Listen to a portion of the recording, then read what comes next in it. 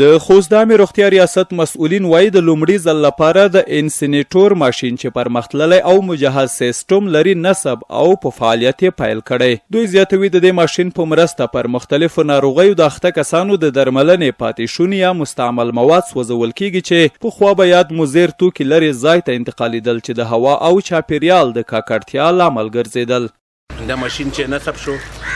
د WHO په مالي لاګښت باندې د مشرانو په هلو ځلو سره دلته د خوست د حساتامې په انګړ کې انسینیټور ماشین چې نصب شو د هغې مشخصات او مفادات مخکې دا چې د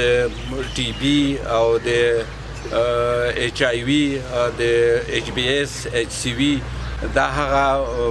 متضرر مواد به چې سوځول کېدل یوه لرې ځای ته به وړل کېدل په هلته به موږ سوځول دا شیان به سوځول. نن دا شاید د دې دپاره چې هوا هم ورڅخه متضرره نه شي نورو صحي خدمات هم په نظر کې ونیول شي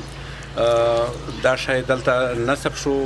د یادونې وړ دی چې له دې وړاندې د یاد ریاست د مسؤلینو په هلو ځلو او د اسلامي امارت د مشرانو په لورینه د عامې روغتیا ریاست سره د څو ارادو امبولانسونو او دوا درملو مرسته هم شوې وه.